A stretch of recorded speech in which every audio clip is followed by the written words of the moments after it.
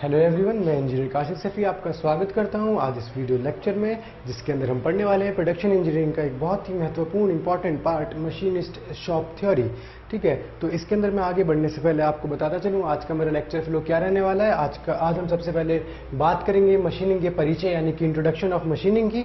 उसके बाद हम पढ़ेंगे geometry of a single point cutting tool यानी कि किसी भी एक सिंगल पॉइंट कटिंग टूल की ज्यामिति के बारे में। उसके बाद हम मशीनिंग के मापदंड के बारे में कुछ जानकारी लेंगे। फिर हम आएंगे अपने शेपर एंड प्लेनर मशीन पर। ठीक है, उसके बाद हम पढ़ने वाले हैं drilling machine and drilling process. तो drilling machine and drilling process हम पढ़ने वाले हैं। और उसके बाद हम पढ़ने वाले हैं geometry of A drilling tool. ठीक है, फिर हम पढ़ेंगे मिलिंग एंड मिलिंग मशीन। और उसके बाद हम पढ़ेंगे ग्राइंडिंग मशीन। और फिर मेट्रोलॉजी के अंदर आएंगे। मेट्रोलॉजी के अंदर 3 पार्ट होने वाले हैं हमारे। पहला होगा हमारा लिमिट एंड टॉलरेंस फिट्स, दूसरा होगा हमारा measurement of line surface and तीसरा होगा डिफरेंट टाइप ऑफ मेट्रोलॉजी। ठीक है, तो फर्स्ट पार्ट के अंदर हम नॉर्मल जो फिट्स होती हैं हमारे उनके बारे में हम जानकारी लेंगे। सेकंड पार्ट के अंदर हम देखेंगे कि हम किसी लाइन या किसी एक सतह का, एक सरफेस का किस किस तरह से माप ले सकते हैं, मेजरमेंट कर सकते हैं उसके अंदर होने वाली सरफेस रफनेस का। ठीक है, और उसके बाद हम बात करेंगे डिफरेंट टाइप की मेट्रोलॉजी, जिसके अंदर हमारे बहुत सारे इक्विपमेंट, बहुत सारे डिवाइसेज आते हैं, जैसे कि माइक्रोमीटर आता है, नैनोमीटर आता है, स्क्रू गेज आता है, स्लिप गेज आता है, go plug gauge, no go gauge, इन सब के बारे में हम मेट्रोलॉजी के अंदर बात करने वाले हैं। ठीक है, आगे बढ़ने से पहले मैं आपको बता दूं, यदि आप हमारे साथ जुड़ना चाहते हैं तो आप हमें मैसेज कर सकते हैं हमारे व्हाट्सएप हेल्पलाइन नंबर 8003378523 पर, या फिर आप हमें ईमेल कर सकते हैं theory2practical@gmail.com पर, या आप हमारी वेबसाइट पर जाकर हमसे कांटेक्ट कर सकते हैं www.theory2practical.com पर, या फिर आप अपने प्ले स्टोर पे जाकर आप ऐप डाउनलोड कर सकते हैं क्रैक माई एग्जाम, और उसके अंदर हमारे साथ आप जुड़ सकते हैं। आपको मैं बताता चलूं, आपको हमारे साथ जुड़ने के लिए क्या करना पड़ेगा। आपको अपना नाम, किस एग्जाम की आप तैयारी कर रहे हैं, जैसे कि आप मान लीजिए आपका नाम अमित है और आप लोको पायलट की तैयारी कर रहे हैं, और किस सिटी से आप बिलोंग करते हैं, ये तीनों चीज आप हमें हमारे व्हाट्सएप हेल्पलाइन नंबर 8003378523 पर व्हाट्सएप कर दीजिए और हम आपसे कांटेक्ट करेंगे। आगे चलने से पहले मैं आपको बता देता हूं मेरे आज के उद्देश्य क्या रहने वाले हैं। मेरे उद्देश्य सबसे पहला मेरा उद्देश्य रहेगा कि मैं आज प्रोडक्शन इंजीनियरिंग यानी कि मशीनिस्ट शॉप थ्योरी के अंदर बेसिक कॉन्सेप्ट्स पे ध्यान देने वाला हूं सबसे ज्यादा, क्योंकि ज्यादातर सवाल मैं पहले भी बता चुका हूं, ज्यादातर सवाल जितने भी हमारे एग्जाम के अंदर होते हैं, कोई भी कॉम्पिटिशन हमें फाइट करना हो, सबके सब हमारे कॉन्सेप्ट पे डिपेंड करते हैं। यदि हमारे कॉन्सेप्ट जो है वो मजबूत हैं, अच्छे स्ट्रांग हैं, तो हम किसी भी सवाल को इजीली जल्दी से जल्दी सॉल्व कर सकते हैं। दूसरी बात, हम उन कॉन्सेप्ट पे रिलेटेड बेस्ड जितनी भी प्रॉब्लम्स हैं, क्वेश्चंस हैं, वो देखेंगे और उनका सॉल्यूशन करेंगे। और तीसरी बात, मैं आपको साथ साथ बताता चलूंगा कि किस चीज को याद करने के लिए क्या क्या टिप्स होती हैं और क्या क्या ट्रिक्स होती हैं। इससे हमें फायदा होगा अपने एग्जाम को डायरेक्ट एग्जाम के अंदर अपने क्वेश्चंस को सॉल्व करने के लिए। ठीक है, तो आगे बढ़ते हैं हम अपने इंट्रोडक्शन ऑफ मशीनिंग की ओर।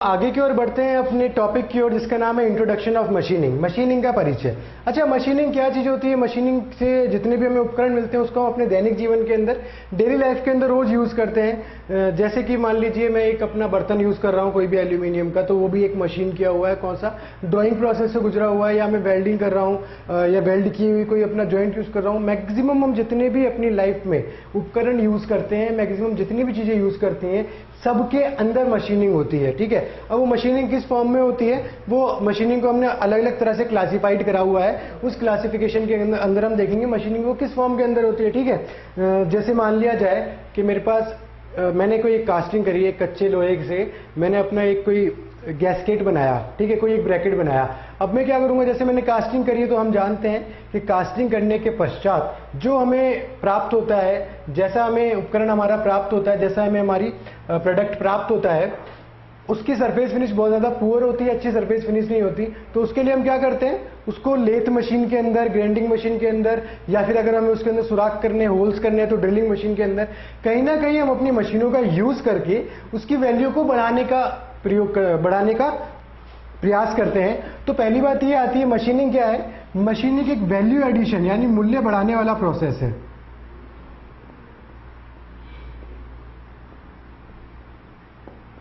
मूल्य बढ़ाने वाला प्रोसेस है, प्रक्रम।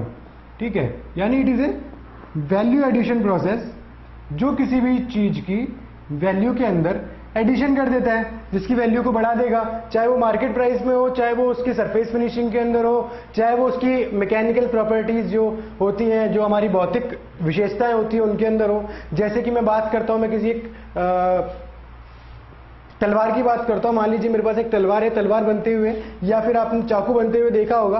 पहले क्या किया जाता है, इस टाइप का कोई एक उपकरण बनाया जाता है, एक ऐसा औजार बनाया जाता है, नॉर्मल किसके द्वारा, कास्टिंग के द्वारा इसको बनाया जाएगा, ठीक है। फिर हमने देखा होगा जो हमारा लोहार होता है या एक फॉर्जिंग एक्सपर्ट होता है, स्मिथ फॉर्जिंग जो करता है, वो क्या करता है, इसको यहाँ पे किसी एक प्लास वगैरह से पकड़कर, किसी उपकरण से पकड़कर इसको गर्म करता है, ठीक है। इसको गर्म किस टेम्परेचर तक पहुंचा जाता है, जब तक ये अपनी रेड हॉट हार्डनेस पे ना पहुंच जाए।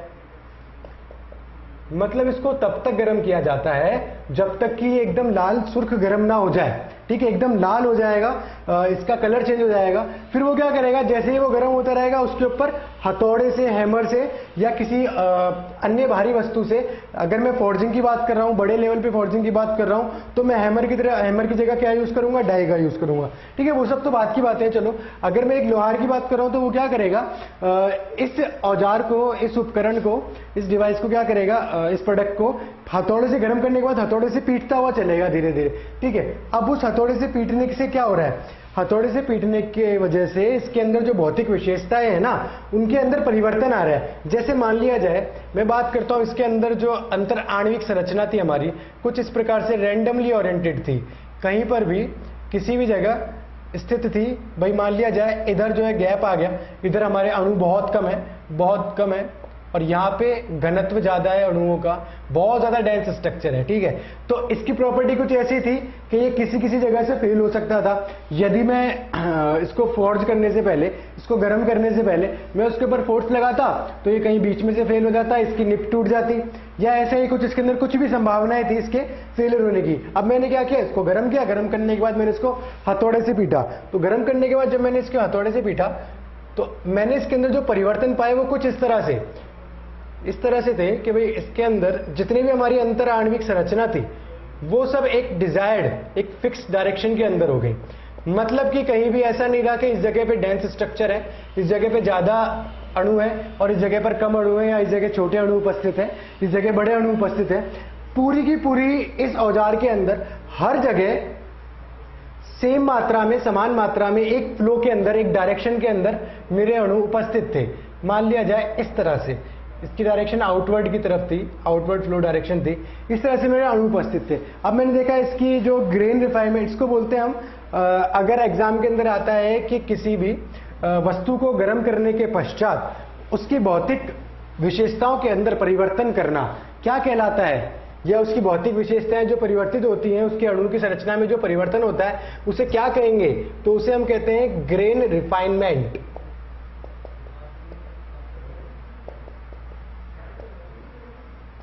ग्रेन रिफाइनमेंट कहा जाएगा उसको।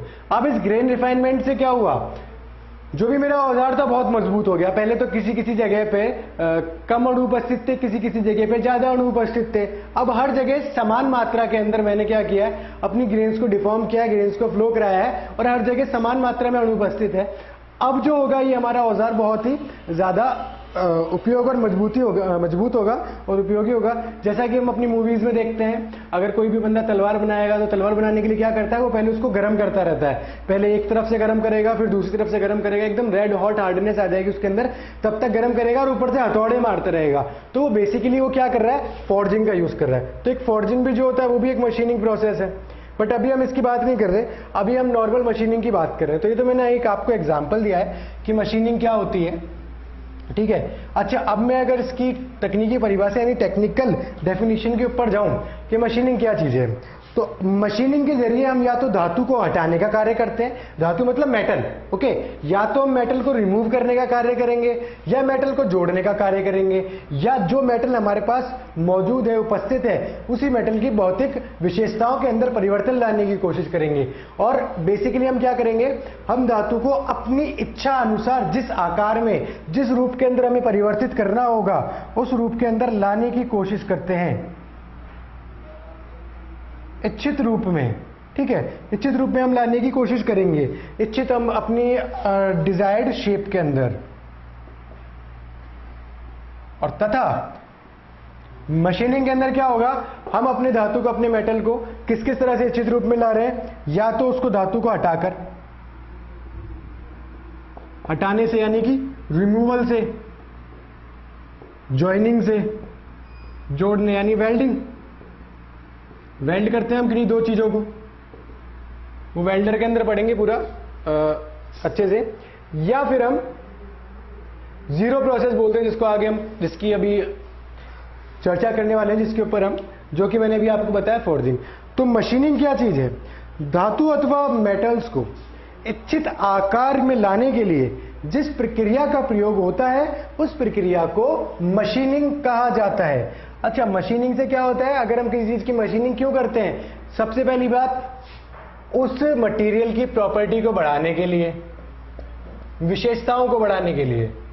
जैसे मान लिया पहले उसकी सरफेस फिनिश अच्छी नहीं थी, अब उसकी सरफेस फिनिश अच्छी हो जाएगी, ठीक है। फिर उसकी पहले वैल्यू कम थी, मूल्य कम था, अब उसका मूल्य जो है वो अपना बढ़ जाएगा।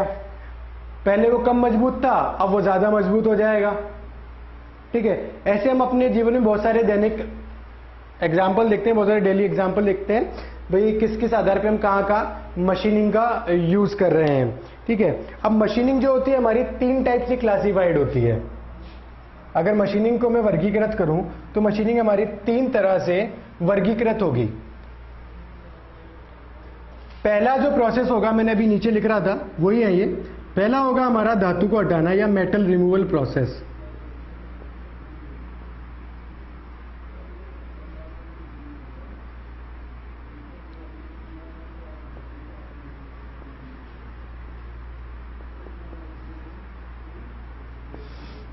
ठीक है, इसको हम नेगेटिव प्रोसेस यानी ऋणात्मक प्रक्रम भी बोलते हैं, या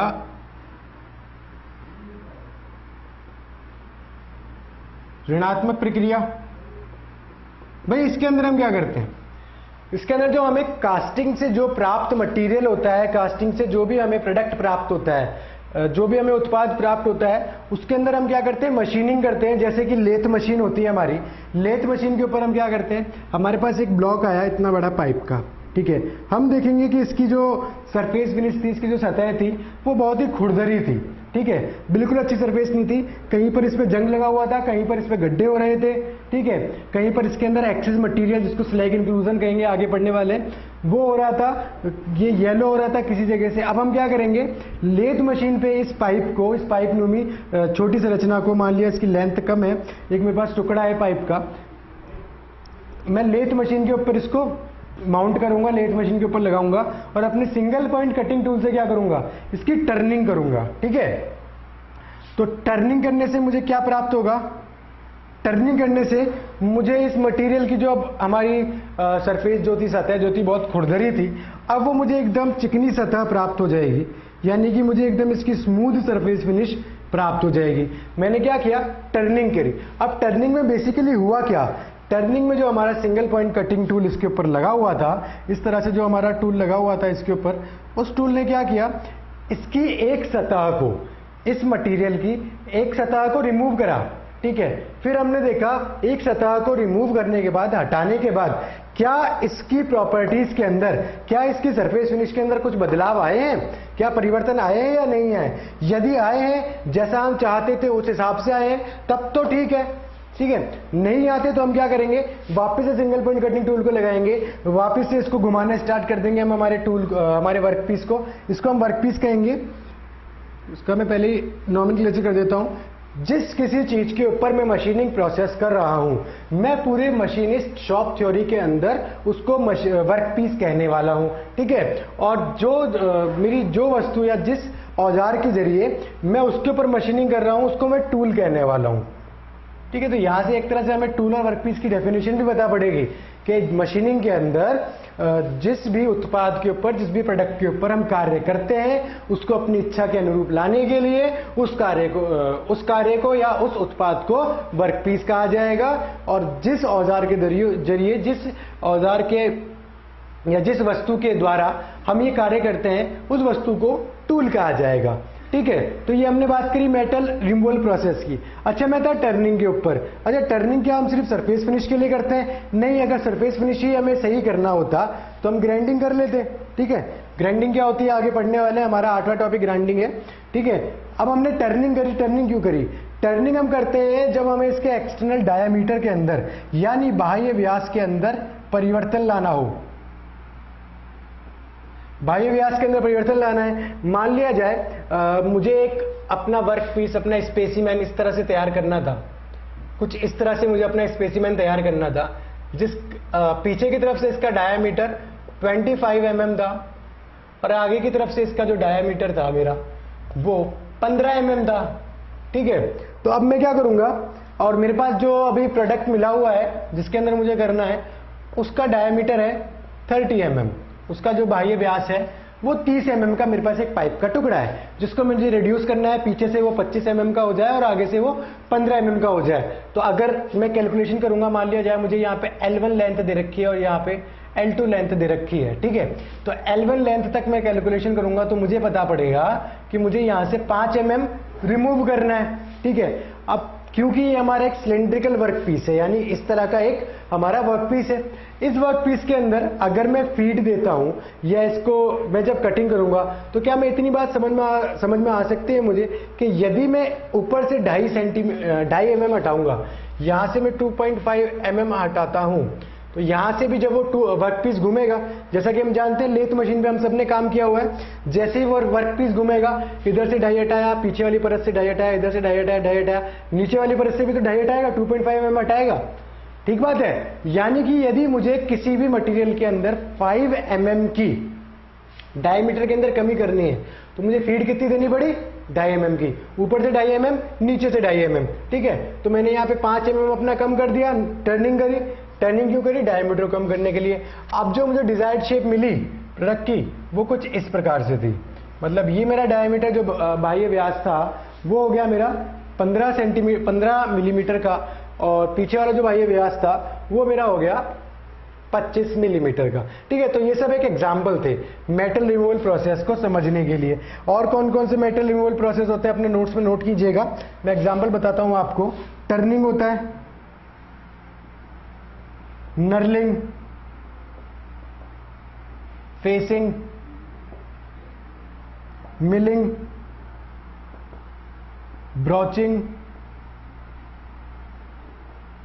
कई बार एग्जाम के अंदर क्वेश्चन आता है, निम्नलिखित में से कौन सा प्रोसेस, कौन सा प्रक्रम मेटल रिमूवल प्रोसेस है, यानी कि किस प्रोसेस के अंदर हम धातु को हटाते हैं, धातु को रिमूव करते हैं, या वो पूछ लेगा निम्नलिखित में से कौन सा प्रोसेस जीरो प्रोसेस है। तो भाई इतने सारे हमारे पास एग्जाम्पल होंगे तो हमें ध्यान रहेगा ऑप्शन के अंदर कौन सा। मान लिया टर्निंग है तो हम टर्निंग क्लिक करेंगे, मिलिंग है तो मिलिंग क्लिक करेंगे। ऐसा कभी नहीं होगा कि टर्निंग और नर्लिंग दोनों एक साथ ही ऑप्शन में आ जाए, A turning, B knurling, C facing और डी ब्रोचिंग। तो ऐसे कंडीशन में हम कुछ नहीं कर सकते और ऐसा हो भी नहीं सकता कभी, ठीक है। तो एक हो गया turning, knurling, facing, milling, grinding या ग्राइंडिंग जिसको कहें हम नॉर्मल लैंग्वेज में, ग्राइंडिंग हो गया, ठीक है। उसके अलावा और कौन कौन से हो जाएंगे? प्लानिंग हो जाएगी, शेपिंग हो जाएगी,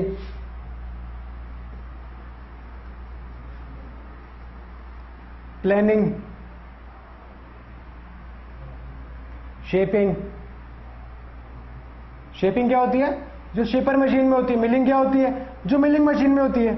अब हालांकि मिलिंग जो है एक जो प्रक्रम बनाया है, इस प्रक्रम के अंदर बहुत सारे प्रोसेस होते हैं। हम मिलिंग मशीन के ऊपर बहुत सारे प्रक्रम कर सकते हैं, बहुत सारे उत्पादों को तैयार कर सकते हैं, पर मैंने इसको एक ही वस्तु के अंदर, एक ही शब्द के अंदर समेत कर दिया है जिसका नाम है मिलिंग, ठीक है। मिलिंग के अंदर हम गियर काट सकते हैं, मिलिंग के अंदर हम थ्रेड यानी कि चूड़ियां बना सकते हैं, ठीक है। मिलिंग के अंदर हम क्या कर सकते हैं? होल कर सकते हैं, बहुत सारे काम कर सकते हैं मिलिंग मशीन के द्वारा, इंडेक्सिंग कर सकते हैं, ठीक है। बट मैंने इन सब प्रोसेस को एक ही प्रोसेस के अंदर इंक्लूड कर दिया है जिसको मैंने एक ही नाम दे दिया मिलिंग। जैसे कि जैसे ही प्लानिंग है, जैसे शेपिंग है, ठीक है। तो ये सारे जितने भी प्रोसेस हो गए हमारे मेटल रिमूवल प्रोसेस हो गए। और भी बहुत सारे प्रोसेस होते हैं, अपने नोट्स के अंदर जो जो याद आ जाए लिखते जाइएगा। जैसे हॉर्निंग होता है, जैसे कि हॉर्निंग प्रोसेस होता है। इसके अलावा कौन सा? लैपिंग होता है, surface finishing, gear cutting, gear shaving, बहुत सारे प्रोसेस होते हैं। हॉबिंग होती है। अनगिनत प्रोसेस है मेटल रिमूवल प्रोसेस के अंदर, ठीक है। तो इसको हम क्या बोलते हैं, नेगेटिव या ऋणात्मक प्रक्रिया। क्यों बोलते हैं, क्योंकि इसके अंदर धातु को हटाया जाता है। चाहे आप उसको डायरेक्टली काट दो, मान लिया जाए मेरे को एक लंबाई के अंदर चेंज करना था, L लंबाई थी, मुझे L1 लंबाई के अंदर लाना था, मैं इतना काट दूंगा यहां से ग्राइंडिंग मशीन, कटिंग मशीन से। तो ये भी जो होगा मेरा मशीन मेटल रिमूवल प्रोसेस में आएगा, ये मेरा नेगेटिव प्रोसेस होने वाला है। अब मैं बात करने वाला हूं अपने जीरो प्रोसेस की। भाई नेगेटिव से जीरो की ओर पॉजिटिव की ओर चलेंगे तो बीच में जीरो आएगा। अब मैं बात करूंगा अपने जीरो प्रोसेस, यानी कि धातु को ज्यों का त्यों रखना as it is, as it is.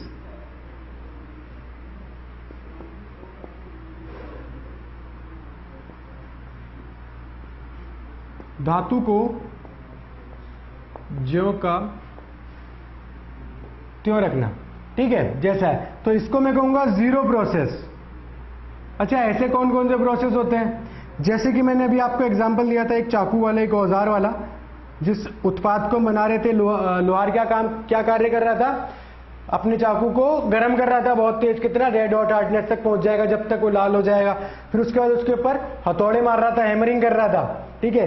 उस हैमरिंग से क्या हो रहा था, उसकी भौतिक जो विशेषताएं थी उनके अंदर परिवर्तन आ रहा था। तो वो सब जीरो प्रोसेस के अंदर आने वाले हैं। जैसे कि ये हो गया हमारा फॉर्जिंग, ठीक है, एक्सट्रूशन, ड्राइंग। ड्राइंग का मतलब कोई कलाकृति बनाना नहीं है यहां पे, ड्राइंग एक हमारा प्रोसेस होता है। ड्राइंग एक हमारा प्रोसेस होता है। जैसे आपने कभी कटोरियां बनती हो अगर देखी हो, तो क्या होगा उसके अंदर, वही एक हमारी मशीन लगी हुई होगी, हाइड्रोलिक प्रेस बोलेंगे जिसको हम। इस तरह से ऊपर एक पंच होगा, बीच में हम एक प्लेट रखते हैं, ठीक है। जैसे मान लिया मैंने stainless steel SS, stainless steel को SS कहूंगा, हाई स्पीड स्टील को SS कहूंगा, ठीक है। स्टेनलेस स्टील की मैंने एक प्लेट रखी है। अब क्या, और नीचे मैंने एक सांचा, एक डाई लगा रखी है, जो एकदम भगोने की शेप की या कटोरी की शेप की है, ठीक है। अब क्या होगा, ये जो पंच होगा हाइड्रोलिक प्रेस का, हाइड्रोलिक प्रेशर के द्वारा हम इसके ऊपर फोर्स लगाएंगे, ये इस प्लेट के ऊपर आके स्ट्राइक करेगा, स्ट्राइक करके इसको इसकी डिजायर्ड शेप के अंदर, यानी भगोने या कटोरी जैसी शेप के अंदर ले आएगा, ठीक है। तो ये हो जाएगी हमारी ड्राइंग। क्या बोला जाता है, ड्राइंग। ड्राइंग के थ्रू क्या करते हैं हम, बहुत सारी चीजें बनाते हैं। जैसे अब जितनी भी अपने बर्तन बनते हैं, शीट मेटल के जितने भी वर्क होते हैं, वो सारे ड्राइंग के थ्रू होते हैं, ठीक है। फॉर्जिंग हो गया, एक्सट्रूशन हो गया, ड्राइंग हो गया। इसके अलावा शीट मेटल ऑपरेशंस जितने भी होंगे,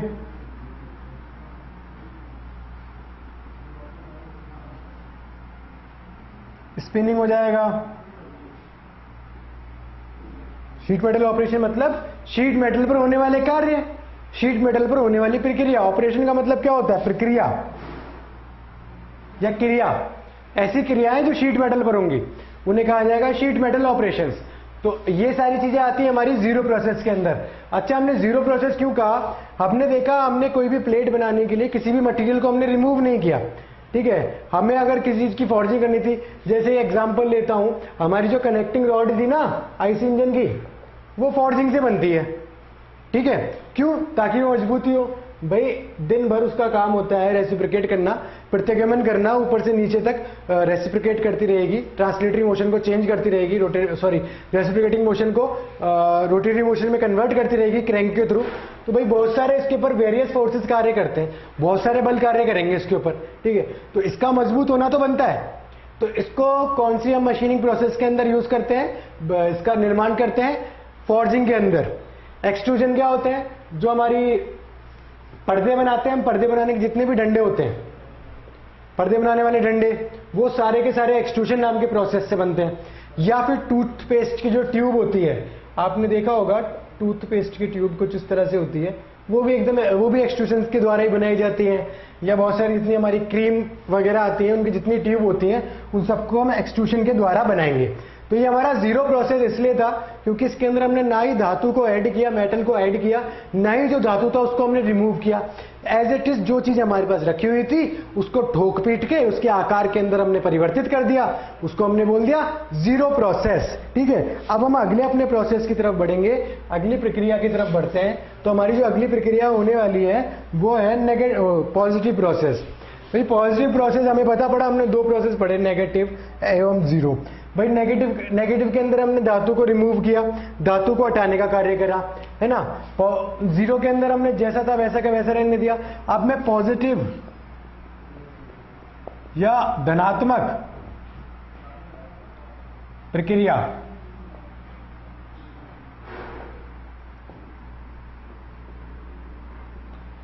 या इसको हम ज्वाइनिंग प्रोसेस कहेंगे, जुड़ने वाला प्रोसेस के अंदर हम क्या करेंगे, इसके अंदर हम धातु को ऐड करेंगे दूसरे धातु के अंदर, यानी कि हम वेल्डिंग करेंगे।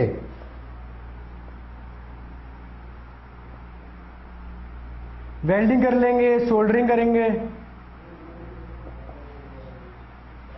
इसके अलावा और क्या कर सकते हैं, ब्रेजिंग कर सकते हैं। ब्रेजिंग क्या होती है, अगर हम ब्रास के मटेरियल को वेल्ड करेंगे तो उसको ब्रेजिंग कह देंगे। ज्यादा कोई डिफरेंस नहीं है तीनों के अंदर, मैंने इसलिए यहां पे ऑब्लिक लगाया है, बट ऑब्लिक बेसिकली होना नहीं चाहिए। वेल्डिंग, सोल्डरिंग, ब्रेजिंग, ठीक है। वेल्डिंग, यदि किसी दो धातु की छड़ों को या किसी दो धातु के पार्ट को हम जोड़ते हैं तो उसको हम वेल्डिंग कहेंगे। ठीक है, कैसे जोड़ा जाता है, हम वेल्डर के अंदर पूरा पढ़ने वाले वेल्डिंग को। ठीक है, सोल्डरिंग, यदि हम उसी इंस्ट्रूमेंट या उसी ज्वाइनिंग प्रोसेस को हम एक इलेक्ट्रिकल इंस्ट्रूमेंट पे करते हैं, दो वायर्स को हमने अटैच करने के लिए, जोड़ने के लिए किसी एक पैनल से, हम क्या करेंगे, सोल्डरिंग करेंगे। ब्रेजिंग, अगर हम किसी ब्रास के कण को या ब्रास के वायर्स को तोड़ते हैं, तो इन सब के बारे में हम चर्चा करने वाले हैं वेल्डर के अंदर कि भाई सोल्डरिंग क्या होती है, ब्रेजिंग क्या होती है और वेल्डिंग क्या होती है। ठीक है, तो हमें नाम से पता पड़ गया ये धनात्मक है, तो इसके अंदर हम क्या करेंगे, धातु को जोड़ने का कार्य करेंगे। जैसे कि हमारी अगर कोई भी वस्तु जो लोहे की बनी हुई है या किसी और मेटल की बनी हुई है वो टूट जाती है, इवन अगर हमारा सोने का हार है वो भी टूट जाएगा, तो हम उसका क्या करेंगे, सोल्डरिंग करवा देते हैं उसकी, या ब्रेजिंग करवा देते हैं। वो सब भी इवन ज्वाइन हो सकते हैं। ठीक है, तो ये सारे जितने भी प्रोसेस होते हैं ना हमारे, ये हमारे पॉजिटिव प्रोसेस होते हैं। तो अभी हमने देखा मशीनिंग क्या होती है। भाई मशीनिंग होती है अपनी इच्छा अनुसार किसी धातु को आकार के रूप में, किसी भी आकार के रूप में परिवर्तित करना, डालना, क्या कहलाएगा, मशीनिंग कहलाएगा। ठीक है, फिर हमने देखा और मशीनिंग के साथ क्या होता है, मशीनिंग के साथ उसकी मूल्यों के अंदर वृद्धि होगी या उसकी वैल्यू के अंदर एडिशन होगा। इसके अलावा मशीनिंग के हमने तीन प्रकार देखे, पॉजिटिव, नेगेटिव एवं जीरो प्रोसेस। ठीक है, तीनों के बारे में हमने चर्चा करी।